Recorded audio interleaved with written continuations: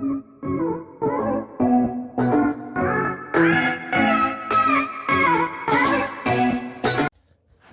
everyone, welcome back to the physics class. So today we are going to start a new unit, that is dual nature of matter and radiation. So the unit we are going to start, that is dual nature of matter and radiation.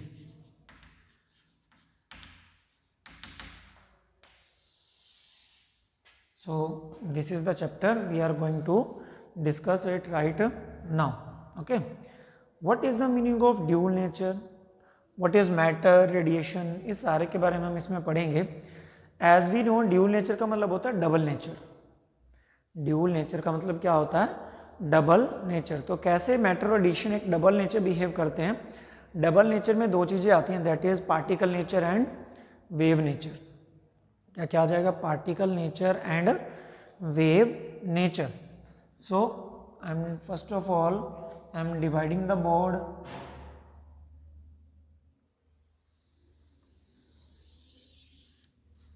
Okay.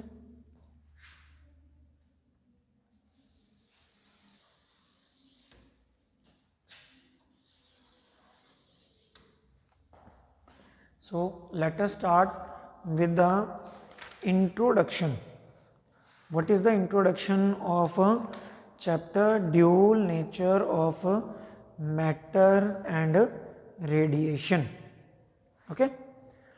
Various theories about the nature of light have been put forward from time to time. जो light है, सन की light, उसको समझाने के लिए अलग अलग time पे अलग अलग थ्योरीज आई हैं हमारे पास. Phenomenas like interference, diffraction, polarisation of light can be explained by considering the light is of wave nature. कुछ ऐसे फिनोमिनाज हैं, कुछ ऐसे प्रोसेसेस हैं जिनको समझने के लिए हमें ये मानना पड़ता है कि लाइट एक वेव नेचर की होती है. मतलब जैसे हैं इंटरफेरेंस पढ़ेंगे हम, ऑप्टिक्स यूनिट आएगी, इससे पहले है, हम बाद में डिस्कस करेंगे. इंटरफेरेंस, डाइफ्रैक्शन, पोलराइजेशन, ये सारे जो प्रोसेसेस हैं इनको समझने के लिए light as a wave nature लेना जरूरी है. तो लाइट का वेव नेचर यूज होता है. ऐसे ही कुछ अदर फिनोमिनाज हैं जैसे कि रिफ्लेक्शन है, रिफ्रैक्शन ऑफ लाइट है, डिस्पर्जन ऑफ लाइट है, स्कैटरिंग ऑफ लाइट है. उनको समझाने के लिए लाइट का पार्टिकल नेचर यूज होता है. इट मीन्स कुछ फिनोमिनाज तो लाइट के वेव नेचर से एक्सप्लेन होते हैं और कुछ फिनोमिनाज लाइट के पार्टिकल नेचर से एक्सप्लेन होते हैं. तो इट मीन्स लाइट का ड्यूल नेचर अपने आप ही है कि some of the phenomena based on particle nature of light and some of the phenomena based on wave nature of light. So it means light has dual nature. Light has dual nature. तो light के बारे में कुछ natures को explain करने के लिए हमारे पास कुछ थ्योरीज हैं. सबसे पहले हमारे पास आता है Planck's quantum theory, photon and it characteristics. सबसे पहले हम क्या पढ़ेंगे? Planks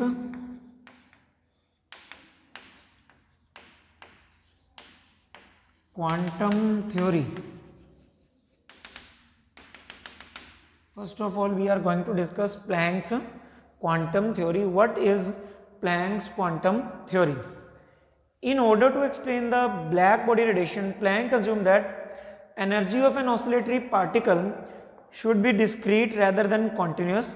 According to him, oscillators can emit or absorb in the packets of energy. He called the unit of energy of oscillator as quantum of photon. क्या कहता है कि जो लाइट होती है, लाइट छोटे छोटे पार्टिकल से मिलकर बनी होती है जो एनर्जी के पैकेट्स होते हैं.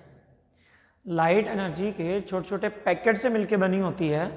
उन पैकेट्स को कहा जाता है फोटॉन्स. प्लैंक्स क्वांटम थ्योरी के according light is composed of particles, means packet of energy. They particles और they packets of energy are called photons. तो ये क्लियर हुआ कि लाइट फोटॉन से मिलकर बनी होती है according to Planck's quantum theory. Photons are packet of energy which are emitted by source of radiations. अच्छा, वो लाइट में फोटोन्स आते कहाँ से हैं?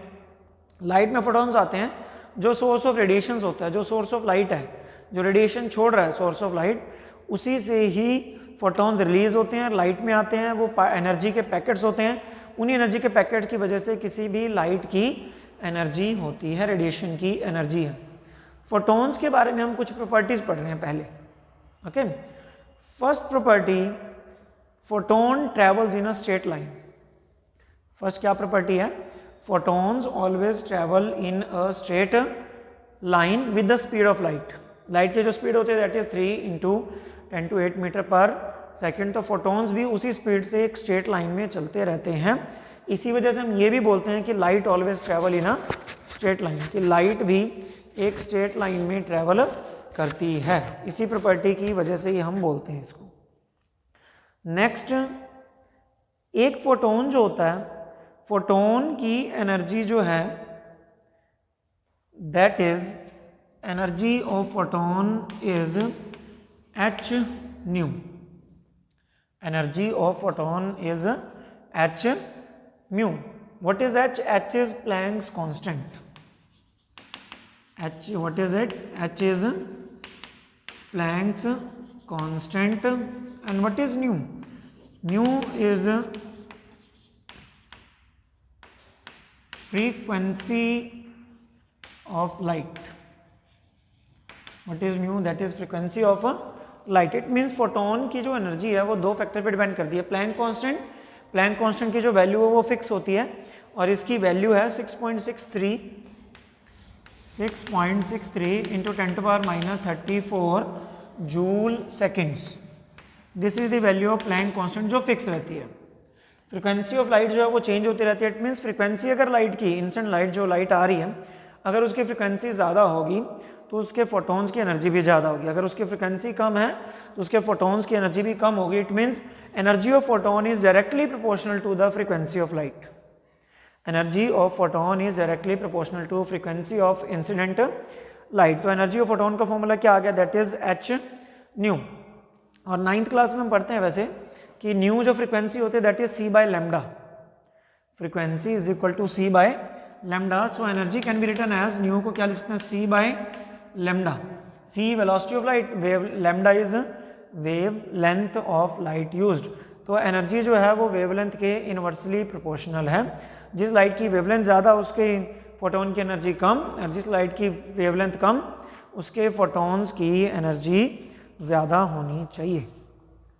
Okay, each photon has energy. हर एक फोटोन के पास एनर्जी होती है, फॉर्मूला h न्यू है। एंड मोमेंटम, और हर एक जो आपके पास एनर्जी, मोमेंटम भी होता है हर एक पार्टिकल के पास अपना।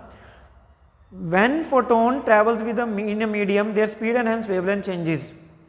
जब लाइट या फोटोन जो है किसी मीडियम में ट्रेवल करते हैं तो उसकी स्पीड और वेवलेंथ जो चेंज हो जाती है, लेकिन फ्रिक्वेंसी चेंज नहीं होती। अगर एयर या वैक्यूम से किसी मीडियम में चलेंगे फ्रिक्वेंसी नहीं चेंज होगी, वेवलेंथ जो स्पीड है वो चेंज हो जाती है। नेक्स्ट है, कोई भी पार्टिकल अगर रेस्ट पे हो और जब वो मूव कर रहा है मतलब, तो जो मास है उसका वो डिफरेंट होता है। ओके, तो एक इक्वेशन है, रिलेशन है एक, m is equal to m0 upon 1 - v² / c² का under root. m is equal to m0 by में 1 - v² / c² का under root. What is m0? That is rest mass.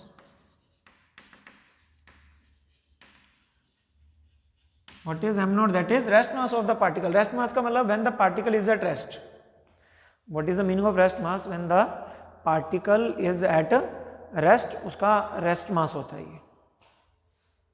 And m is mass of the particle in motion. m0 is the mass of particle at rest. जब m0 rest पे particle है तो उसका mass m0, और जब particle move कर रहा है तो उसका mass क्या होगा? That is m. And what is v? v is the velocity of the particle with which the particle is moving, and c is the velocity of light. It means अगर एक particle rest पे तो उसका मास अलग होता है, और particle अगर मोशन में तो उसका मास अलग होगा। मोशन के दौरान उसका कितना मास होगा उसको कैलकुलेट करने का हमारे पास ये फॉर्मूला है, that m is equal to m0 upon v1 minus v square by c square का अंडरूट। v उस पार्टिकल की वेलोसिटी, जिस वेलोसिटी से वो पार्टिकल ट्रेवल कर रहा है, ओके। लेकिन फोटोन का रेस्ट मास 0 होता है। किसी अदर पार्टिकल के लिए इक्वेशन वैलिड हो सकती है। फोटोन का रेस्ट मास जो है 0 होता है। इसका मतलब रेस्ट पे कभी फोटोन एग्जिस्ट ही नहीं करता। रेस्ट पे कभी भी फोटोन एग्जिस्ट नहीं करता। जब लाइट ट्रैवल कर रही है तो फोटोन तभी बनेगा जब लाइट मोशन में है, मतलब लाइट ट्रैवल कर रही है। रेस्ट पे कभी भी फोटोन एग्जिस्ट नहीं कर सकता, okay. So now we are calculating momentum of a photon. अब हम एक फोटोन का मोमेंटम कैलकुलेट करते हैं। As we know momentum is mass multiplied by velocity. तो अगर हमने फोटोन का मोमेंटम कैलकुलेट करना है, then we must have mass of the photon and velocity of the photon. Mass of the photon, velocity of the photon अगर हमें पता है तो हम मोमेंटम फोटोन का कैलकुलेट कर सकते हैं। वैसे अगर इसकी हम बात करें, मोमेंटम कैलकुलेशन करके हमने निकाला हुआ है, that is h by lambda होता है। क्या होता है? h बाय में lambda is the momentum of the photon. These are the some of the points related to the photon. Light जो है, लाइट का पार्टिकल नेचर फोटोन की वजह से काउंट होता है। लाइट का ड्यूल नेचर है। कुछ फिनोमेना लाइट के पार्टिकल नेचर एक्सप्लेन होते हैं, कुछ फिनोमेना लाइट के वेव नेचर से एक्सप्लेन होते हैं। तो हमने पार्टिकल नेचर लाइट का पढ़ लिया। पार्टिकल नेचर के अकॉर्डिंग लाइट एनर्जी के पैकेट से मिलकर बनी है, they are called photon. Photon की हर एक पार्टिकल की एनर्जी होती है, that is equal to h nu, nu is equal to c by lambda. So energy can be written as h c by में lambda. Energy can be written as h c by में lambda, okay. So this was the Planck's quantum theory. Now we are discussing free electrons in metals. Topic is free electrons in metals. जो metals होती हैं, metals के surface में electrons कुछ free होते हैं, okay. Electron in the outer most shell of metals are loosely bound. कोई भी मेटल है, मेटल के जो एटम्स होंगे, जैसे कॉपर है, कॉपर का एटम, उसके आउटर मोस्ट शेल जिसको हम वैलेंस इलेक्ट्रॉन कहते हैं, वैलेंस शेल कहते हैं, वैलेंस शेल के जो इलेक्ट्रॉन्स होते हैं दे आर लूजली बाउंड। वो न्यूक्लियस से थोड़े लूजली बाउंड होता है, उनका बॉन्ड वीक होता है। Such loosely bound electrons are called free electrons. तो जो किसी भी मेटल के एटम के आउटर मोस्ट शेल के जो इलेक्ट्रॉन्स होते हैं, जिनको वैलेंस इलेक्ट्रॉन कहते हैं, they are called free electrons. They are called free electrons. These electron can move freely inside the metal but cannot leave its surface at ordinary temperature. एक metal है आपके पास, ये देखिए, अब ये एक मेटल का सरफेस है, मेटल है ये, यहाँ कुछ फ्री इलेक्ट्रॉन्स घूम रहे हैं। फ्री इलेक्ट्रॉन्स इतने फ्री होते हैं कि मेटल के सरफेस में वो फ्रीली इधर उधर घूम सकते हैं, but they are not so free कि अपने आप ये मेटल के सरफेस को छोड़ के इसमें से एग्जेक्ट हो जाए, बाहर निकल जाए। इतने फ्री नहीं, तो ऑर्डिनरी टेम्परेचर पे इतने फ्री हैं कि सरफेस में कहीं भी घूम सकते हैं, लेकिन इतने फ्री नहीं है कि मेटल के सरफेस से निकल के कहाँ चले जाएं, ये बाहर चले जाएं ऑर्डिनरी टेम्परेचर पे। When electron tries to come out metal surface, the surface acquires net positive charge and electron is pulled back into the surface of metal. जैसे एक इलेक्ट्रॉन बाहर निकलने की कोशिश करता है, तो हमने पढ़ा है अभी, जब भी एक मेटल से, एटम से इलेक्ट्रॉन बाहर निकलता है तो कटायन बन जाता है पीछे। Na होता है, सोडियम 11 इसका एटॉमिक नंबर होता है, एक इलेक्ट्रॉन निकालोगे तो Na प्लस बनता है, कटायन बन जाता है। तो जैसे इलेक्ट्रॉन निकलने की कोशिश करेगा, पीछे मेटल का एटम जो है वो पॉजिटिव चार्ज आ जाएगा उसके बाद। वो पॉजिटिव चार्ज जो मेटल बन गया वो इलेक्ट्रॉन को वापस खींच लेता है और उसको बाहर नहीं जाने देता। In other word we can say that there is potential barrier at metal surface which the free electrons have to overcome in order to escape from the metal surface. इनमें से एक एनर्जी का बैरियर होता है, एक कम से कम energy उसको चाहिए। अगर इलेक्ट्रॉन के पास वो कम से कम अमाउंट में एनर्जी होगी तब तो वो इलेक्ट्रॉन बाहर निकल पाएगा। एनर्जी बैरियर को ओवरकम करना पड़ेगा, ठीक है, उसको पास करना पड़ेगा, और उसको पास करने के लिए प्रॉपर अमाउंट ऑफ एनर्जी भी चाहिए। So it means in order to make an electron to jump this potential barrier a definite amount of energy has to be supplied। तो आप क्या चाहते हो, भी इलेक्ट्रॉन मेटल के सरफेस से बाहर आ जाए, तो जितना उसका एनर्जी का बैरियर है, जितनी उसकी एनर्जी की लिमिट है, उसके बराबर की एनर्जी इलेक्ट्रॉन को देनी पड़ेगी, तभी वो एनर्जी लेके बाहर जाएगा। जैसे टोल की बात करते हैं, हाईवे पे टोल्स होते हैं, टोल एक तरह का बैरियर है, जितना वो टोल है आपकी गाड़ी के लिए उतना टोल पे करना पड़ेगा और फिर आप उसको क्रॉस करके बाहर निकल जाओगे उससे। तो इट मीन्स ऐसा ही इसमें है कि एक टोल है यहाँ पे, ठीक है, इसके मेटल के सरफेस में एनर्जी का है वो, तो जितनी एनर्जी उसके पास होगी तभी वो एनर्जी यूज करके मेटल के सरफेस से कहाँ जाएगा, वो बाहर की तरफ जा पाएगा। It means the energy depend upon, अब किस मेटल को, अलग अलग मेटल की अलग अलग एनर्जी होती है, उसको हम बोलते हैं वर्क फंक्शन। उस टर्म को क्या बोला जाता है, वर्क फंक्शन। तो हम ये डिस्कस करेंगे what is work function. Work function is minimum energy required, minimum energy required to emit the electron from metal surface, emit the electron from the metal surface। एक metal surface से electron को emit करने के लिए कम से कम आपको कितनी energy देनी पड़ेगी, that is called its work function, that is called its work function। Okay एक एटम है, एटम का इलेक्ट्रॉन को उसके मेटल सरफेस से बाहर निकालना है, तो कम से कम मान लो उसको 10 जूल एनर्जी देनी पड़ी, तो 10 जूल उसका वर्क फंक्शन हो गया। 9 जूल देते हो तो इलेक्ट्रॉन बाहर नहीं निकलता, 10 जूल पे निकल रहा है, तो इसका मतलब 10 जूल क्या हो गया उसका वर्क फंक्शन। तो कम से कम जितनी एनर्जी एटम से इलेक्ट्रॉन को बाहर निकालने के लिए देनी पड़ती है, that is called its work function. Work function का जो सिंबल होता है दैट इज फाई नॉट लिखते हैं, और W can be represented. Phi naught और W are the symbols of work function. अलग अलग मेटल्स का वर्क फंक्शन अलग अलग होता है, अलग अलग मेटल से इलेक्ट्रॉन को निकालने के लिए अलग अलग अमाउंट में आपको एनर्जी उसमें देनी पड़ती है। तो जो वर्क फंक्शन एक एनर्जी है, तो वर्क फंक्शन की जो ऐसा यूनिट होती है वो हम लेते हैं इलेक्ट्रॉन वोल्ट में, क्योंकि इलेक्ट्रॉन एक बहुत छोटा पार्टिकल है, तो उसके लिए एनर्जी कम ही चाहिए होती है थोड़ी, तो इलेक्ट्रॉन वोल्ट में उसको मेजर करेंगे कि किसका वर्क फंक्शन कितना है।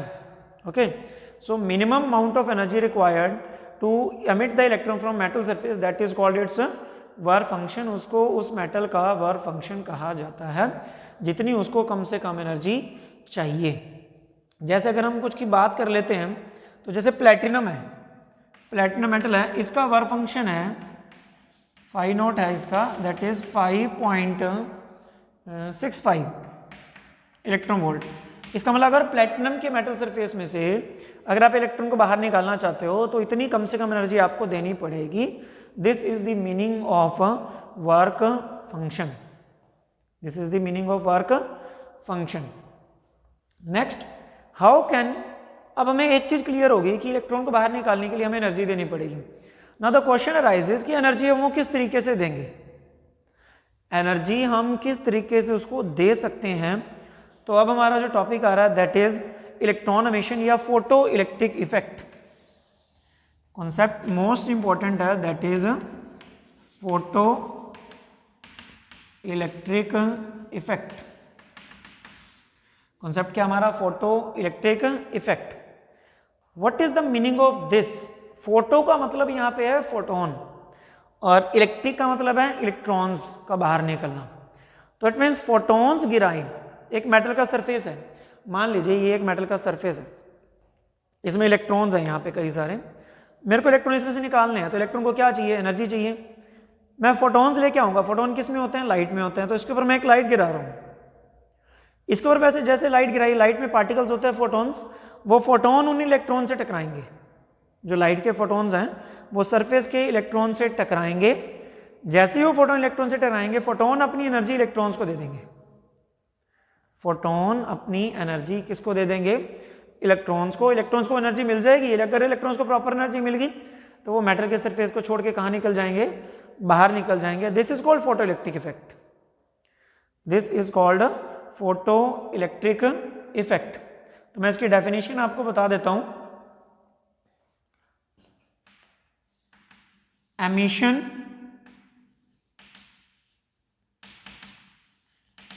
Of electrons, emission of electron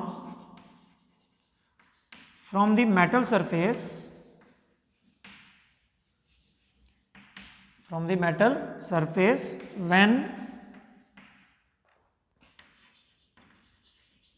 light of suitable frequency। ऐसा नहीं है कि किसी भी फ्रीक्वेंसी की लाइट उसके ऊपर आके स्ट्राइक कर जाए, एक सुटेबल फ्रिक्वेंसी की लाइट जब उसके ऊपर फॉल करेगी, when light of suitable frequency falls on surface of metal, falls on surface of metal. जब जैसे ये है, इसके ऊपर आप अगर एक प्रॉपर फ्रिक्वेंसी की लाइट स्ट्राइक करवाओगे, this is light, then photons of light, जो लाइट के फोटोन्स होते हैं, जो पार्टिकल एनर्जी के पैकेट्स होते हैं, वो अपनी एनर्जी किसको देंगे? इलेक्ट्रॉन को। इलेक्ट्रॉन को प्रॉपर एनर्जी मिल गई, इलेक्ट्रॉन को प्रॉपर एनर्जी निकल के मेटल के सरफेस से कहाँ निकल जाएगा? बाहर। सो this is called photo electric effect. This is called photo electric effect when light of suitable frequency falls on metal surface and energy from photons of the light transfer to the electrons. Electron takes proper amount of energy, more than the work function, so emitted from the metal surface. This is called photoelectric effect. This process is called photoelectric effect. And जो electrons निकलते हैं, these electrons are called photoelectrons. These electrons are called photoelectrons. Photoelectric effect के दौरान जो electrons निकलते हैं, they are photoelectrons. Next, अगर ये इलेक्ट्रॉन किसी कंडक्टर में आप पास कर देते हो तो इलेक्ट्रॉन्स कंडक्टर में चले गए, कंडक्टर में इलेक्ट्रॉन जैसे ही फ्लो करेंगे तो कंडक्टर में इलेक्ट्रॉन फ्लो करेंगे तो करंट चलता है, तो फोटो इलेक्ट्रॉन्स की वजह से जो करंट चलेगा that is called photo electric current. Photo electrons की वजह से किसी भी कंडक्टर में जो करंट फ्लो करेगा that is called photo electric current. Okay, so this is the topic, that is photoelectric effect. I hope you all understood. Materials like sodium, potassium, lithium, cesium, rubidium, ये सारे photo electrons when visible light is incident on them. Visible light, जो सन की light हमें किसी भी चीज को देखने को हेल्प करती है, वो विजिबल लाइट कहलाती है। सोडियम, पोटेशियम, रुबिडियम, सीजियम, ये मेटल्स ऐसी हैं जिनके ऊपर अगर विजिबल लाइट गिर जाए ना तो भी अपने में से क्या निकाल देती हैं? इलेक्ट्रॉन्स निकाल देती हैं। मतलब photo electric effect under visible light ये शो करती हैं। और कुछ और भी है, जैसे जिंक है, मैग्नीशियम है, कैडमियम है, ये तब अपने में से इलेक्ट्रॉन्स निकालती है जब इनके ऊपर अल्ट्रा वायलेट रेडिएशंस गिरती हैं, यूवी रेडिएशंस। तो कुछ मेटल्स हैं जो highly reactive, sodium, potassium, rubidium, caesium, तो वो तो करती हैं विजिबल लाइट स्ट्राइक करने से फोटो इलेक्ट्रॉन्स एमिट करती हैं। कुछ ऐसी हैं जैसे अभी हमने पढ़ी जिंक, मैग्नीशियम, कैडमियम, ये तब करती है जब इनके ऊपर अल्ट्रा वायलेट रेडिएशन इनके ऊपर स्ट्राइक करें और इलेक्ट्रॉन्स इनमें से तब निकलते हैं, तब ये फोटो इलेक्ट्रिक इफेक्ट शो करती हैं। सो this is the concept that is photo electric effect. Now एक टर्म हमने समझनी है, that is threshold frequency. Threshold frequency, threshold frequency क्या होती है? देखो, अभी हमने ऊपर जो फोटो इलेक्ट्रिक इफेक्ट लिखा है उसमें एक चीज लिखी है हमने, when light of suitable frequency false on surface of metal. Suitable frequency की लाइट गिरेगी तभी वो फोटो इलेक्ट्रिक इफेक्ट होगा, अदरवाइज नहीं होगा। जैसे देखिए 100 मार्क्स का एग्जाम है तो कंडीशन है कि 33 मार्क्स अगर आएंगे तभी वो पास माना जाएगा, अदरवाइज वो पास नहीं माना जाएगा। इट मीन्स मिनिमम जितने मार्क्स चाहिए दैट इज थ्रेशोल्ड मार्क्स, वो क्या कहलाते हैं? Threshold marks. तो यहाँ भी ऐसा ही है। तो जो लाइट स्ट्राइक कर रही है उसकी एक मिनिमम फ्रीक्वेंसी से एक लिमिट होती है मिनिमम फ्रीक्वेंसी की, कि इतनी फ्रीक्वेंसी कम से कम होनी चाहिए लाइट की, तभी वो फोटो इलेक्ट्रिक इफेक्ट करेगी, अदरवाइज नहीं करेगी। That minimum frequency for the photo electric effect is called threshold frequency. That minimum frequency for the photo electric effect that is called threshold frequency. Okay, अगर हम इसको define करना चाहें, minimum frequency of incident light, minimum frequency of incident light, जो incident light है जो fall कर रही है उसकी वो minimum frequency below which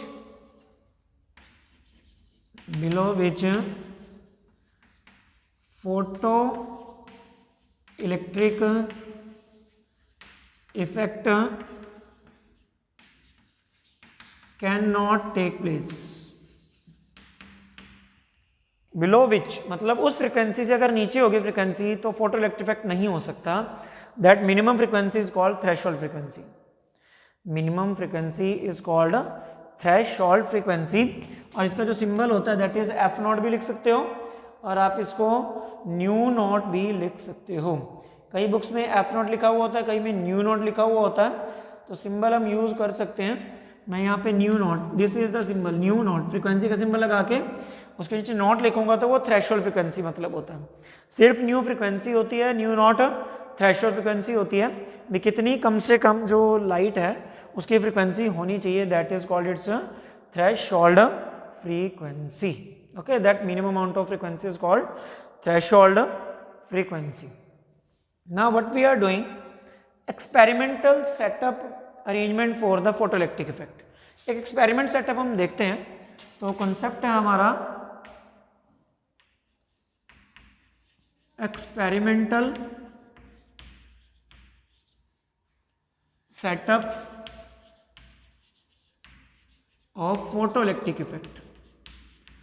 photo electric effect के लिए एक्सपेरिमेंटल सेटअप, मतलब अगर इसका एक्सपेरिमेंट करना हो तो हमें क्या क्या चाहिए, कैसे हम इसका एक्सपेरिमेंट कर सकते हैं। Arrangement consist of evacuated glass tube fitted with a quartz window. सबसे पहले एवोकेटेड ग्लास ट्यूब चाहिए अपने को एक, तो ये अपने पास एक एवोकेटेड ग्लास ट्यूब है, कांच की एक ट्यूब बनी हुई है विद क्वार्ट्ज विंडो। यहाँ पे एक विंडो बनी हुई है W, ये एक विंडो क्वार्ट्ज बनी हुई है और एवोकेटेड ग्लास की ये ट्यूब है, खाली है।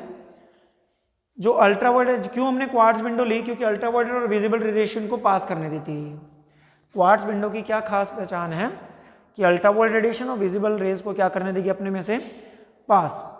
And two electrodes, one of the electrodes is photosensitive and emit electron when electromagnetic radiation of suitable frequency are incident on it.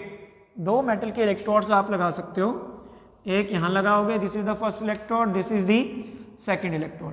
जो फर्स्ट इलेक्ट्रोड है दैट इज C और जो सेकंड है दैट इज A। जो left side में लगा हुआ that is C, जो राइट साइड में लगा हुआ दैट इज A। जो C है उसको कैथोड बोलते हैं। ये फोटो सेंसिटिव है। फोटो सेंसिटिव होने का मतलब जैसे इसके ऊपर लाइट गिरेगी, लाइट गिरते हुए फोटो इलेक्ट्रिक इफेक्ट होगा और अपने में से फोटो इलेक्ट्रॉन्स निकालना क्या करेगा, स्टार्ट कर देगा। ये second electrode is normal electrode A and is called collecting electrode. ये फोटो सेंसिटिव है, ये एमिटिंग इलेक्ट्रोड होता है, ये एमिट करता है इलेक्ट्रॉन्स को। A जो है वो कलेक्टिंग इलेक्ट्रोड है क्योंकि वो A इलेक्ट्रॉन्स को कलेक्ट करेगा, जो C छोड़ेगा इलेक्ट्रॉन्स उसको कलेक्ट करेगा A, so A is called collecting electrode. S is the source of radiation of variable wavelength having intensity I। अब हमारे पास ये एक सोर्स ऑफ लाइट है यहाँ से S, यहाँ से एक लाइट स्ट्राइक करेगी इसी के ऊपर, इससे लाइट की जो इंटेंसिटी है वो I इंटेंसिटी आ रही है। अलग अलग वेवलेंथ की लाइट इसके ऊपर स्ट्राइक कर सकती है। फोटो सेंसिटिव जो हमारा कैथोड था उसके ऊपर आके लाइट स्ट्राइक करेगी। Using the given electric both electrodes are maintained at different potential, is kept at higher potential of C, so it can sweep electron from C। अब आपने इसको बैटरी से अगर कनेक्ट करना है तो बैटरी से कनेक्ट करके आपको ये तो रखना है नेगेटिव पे और जो दूसरा है वो रखना है पॉजिटिव पोटेंशियल पे। ए है पॉजिटिव पोटेंशियल पे देख लो और C कहाँ है नेगेटिव पे, तो A हायर पोटेंशियल पे हो गया, C जो है वो लोअर पोटेंशियल पे है। जैसे ही लाइट इसके ऊपर स्ट्राइक करेगी इलेक्ट्रॉन्स इसके ऊपर गिरेंगे, सॉरी फोटॉन्स गिरेंगे। फोटॉन्स गिरते ही अब क्या करेंगे, इसमें से इलेक्ट्रॉन्स निकालेंगे। क्या निकलेंगे इसमें से, इलेक्ट्रॉन्स, फोटो इलेक्ट्रॉन जिनको बोलेंगे, क्योंकि फोटोन के गिरते ही इलेक्ट्रॉन अगर निकल रहे हैं तो they are called photo electrons, they are called photo electrons. वो फोटो इलेक्ट्रॉन्स निकले और A जो है पॉजिटिव पोटेंशियल पे है तो वो क्या करेगा, कलेक्ट करेगा इलेक्ट्रॉन, जितने भी जाएंगे उनको कलेक्ट करेगा सभी को।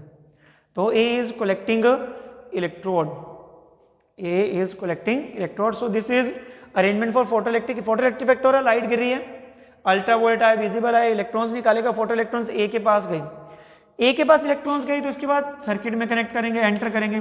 सर्किट में कनेक्ट करेंगे तो क्या बनेगा, करंट बनेगा, इलेक्ट्रॉन चलेंगे तो सर्किट में क्या चलने लगेगा, इलेक्ट्रॉन्स, तो करंट चलेगा। इसमें करंट वैसे बैटरी की वजह से कंटिन्यूस चलता ही है।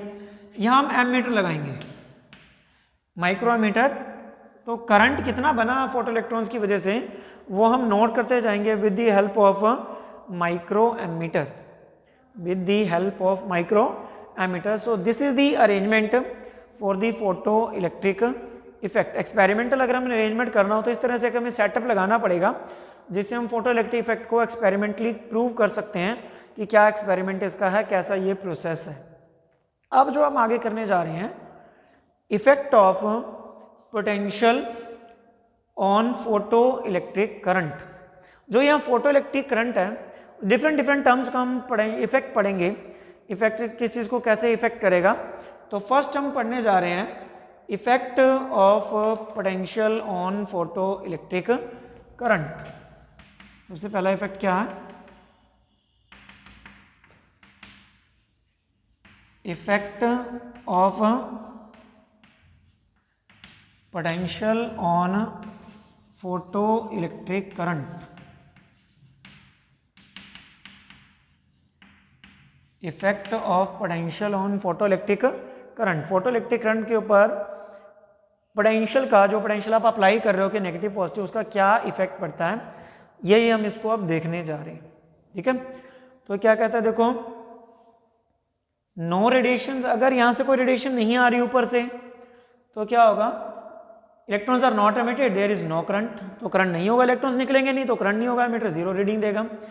If ultraviolet radiation of intensity I1 is allowed to fall on cathode C. अब ऊपर से लाइट गिरा दी, अल्ट्रावायलेट रेडिएशन और इंटेंसिटी I1 है.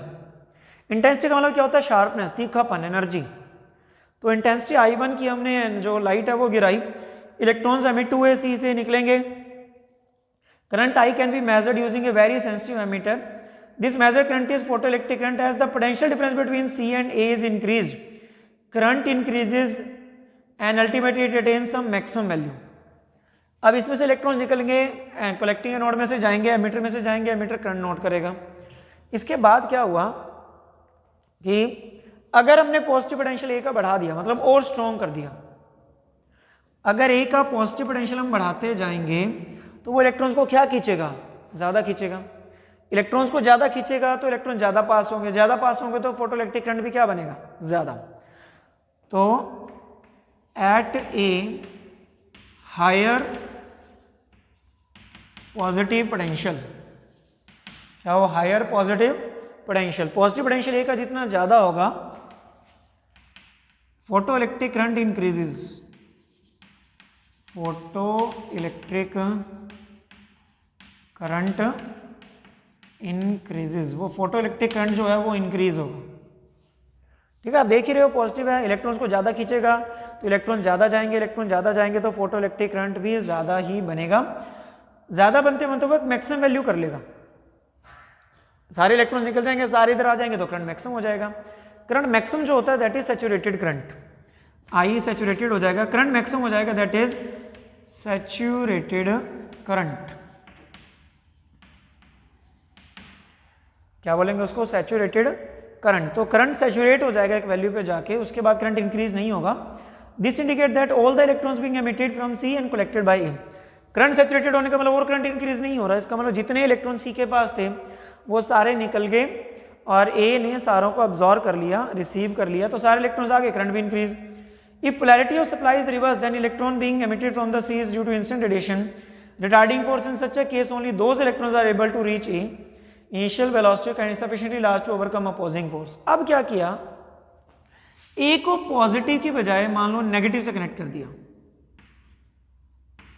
ए को पॉजिटिव पोटेंशियल की बजाय किससे कनेक्ट कर दिया, नेगेटिव से कनेक्ट कर दिया. तो अगर ये नेगेटिव है, इलेक्ट्रॉन्स, लाइट इसके ऊपर गिरेगी, इलेक्ट्रॉन्स निकलेंगे, ये नेगेटिव अगर है तो ये इलेक्ट्रॉन्स को क्या करेगा, रिपेल या अट्रैक्ट. ये रिटार्डिंग फोर्स लगाना स्टार्ट कर देगा, इलेक्ट्रॉन्स को रिपेल करना स्टार्ट करेगा. तो करंट धीरे धीरे क्या होगा, फिर करंट धीरे धीरे डिक्रीज होना स्टार्ट होगा. क्यों, क्योंकि इलेक्ट्रॉन्स रिपेल होंगे तो आगे जाएंगे नहीं. इलेक्ट्रॉन्स अगर आगे नहीं जाएंगे तो इट मीन्स क्या नहीं होगा, करंट बनना कम होगा. सिर्फ वही इलेक्ट्रॉन्स आगे जा पाएंगे जिनकी एनर्जी उसकी रिटार्डिंग फोर्स से ज़्यादा होगी. कुछ इलेक्ट्रॉन्स तो जाएंगे, वही इलेक्ट्रॉन जाएंगे जिनकी इनिशियल काइनेटिक एनर्जी जो रिटार्डिंग फोर्स सामने से ए से लग रहा है नेगेटिव की, उससे ज़्यादा होगी, वो तो पास कर जाएंगे, जिनकी नहीं है वो वहीं रुक जाएंगे. तो इलेक्ट्रॉन कम जाएंगे तो इसका मतलब जो फोटोइलेक्ट्रिक करंट है वो कम होगा. एट ए अगर नेगेटिव पोटेंशियल है,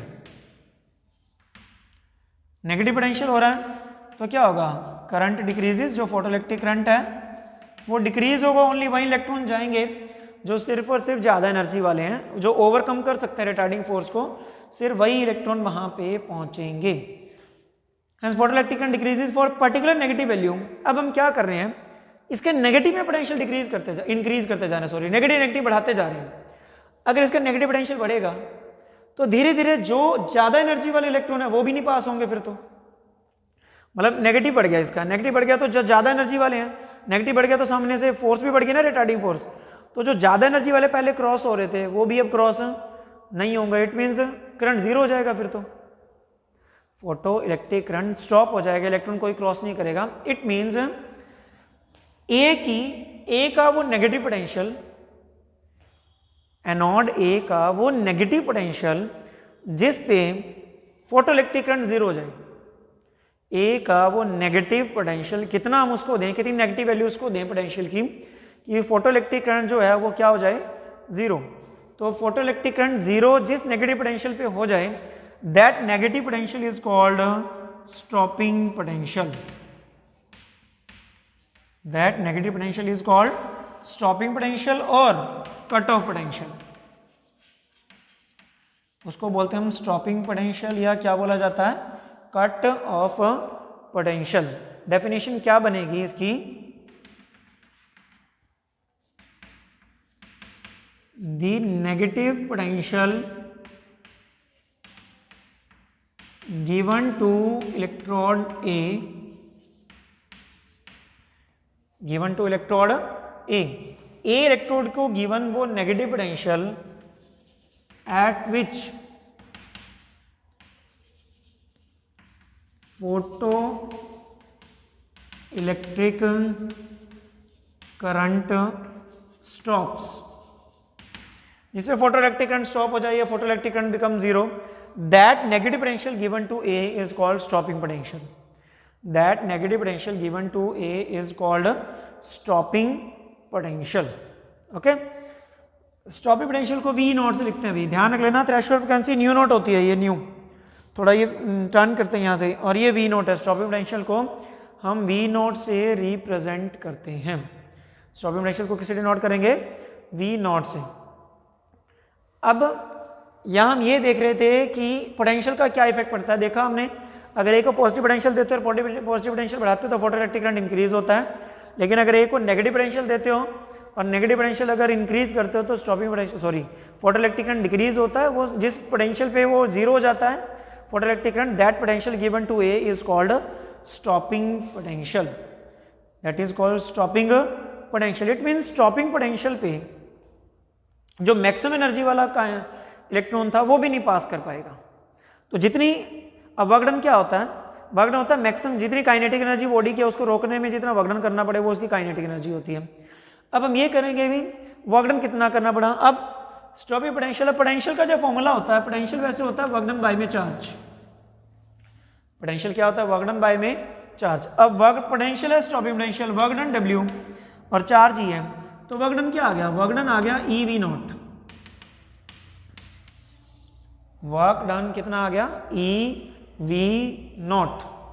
ओके, तो रिटार्डिंग फोर्स ने जितना वर्क डन किया that is e V naught, और वर्क डन ही जो है वो काइनेटिक एनर्जी के बराबर होता है, work done is equal to kinetic energy. तो जितना इलेक्ट्रॉन की काइनेटिक एनर्जी थी उतना ही वर्क डन होगा, ये काइनेटिक एनर्जी के बराबर भी आप इसको रख सकते हो, that is half m v maximum square, half m v square के बराबर भी इसको रख सकते हो। Clear? So this is effect of potential on photo electric current. Photo electric current का क्या इफेक्ट पड़ेगा, पोटेंशियल का क्या इफेक्ट पड़ेगा फोटो इलेक्ट्रिक करंट के ऊपर, ये हमारा कॉन्सेप्ट था। Okay, next we are doing effect of intensity. अगर जो लाइट आ रही है इसकी हम इंटेंसिटी बढ़ा दें, कॉन्सेप्ट हमारा यहां पे है इफेक्ट ऑफ इंटेंसिटी ऑफ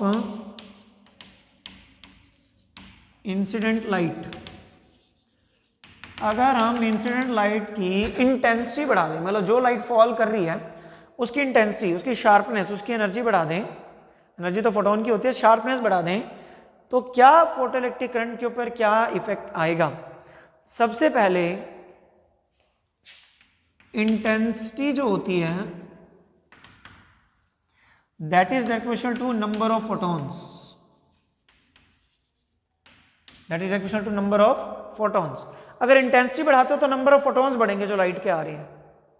अच्छा, अगर इंटेंसिटी बढ़ाई नंबर ऑफ फोटॉन्स बढ़े, नंबर ऑफ फोटॉन्स, फोटोन क्या करता है? अपनी एनर्जी इलेक्ट्रॉन को देता है। फोटोन क्या करेगा? अपनी एनर्जी इलेक्ट्रॉन को देगा। अगर फोटोन ज्यादा आएंगे तो इलेक्ट्रॉन्स भी ज्यादा निकलेंगे, फोटॉन्स ज्यादा आएंगे तो इलेक्ट्रॉन्स भी क्या निकलेंगे? ज्यादा। तो number of photons is directly proportional to number of photo electrons.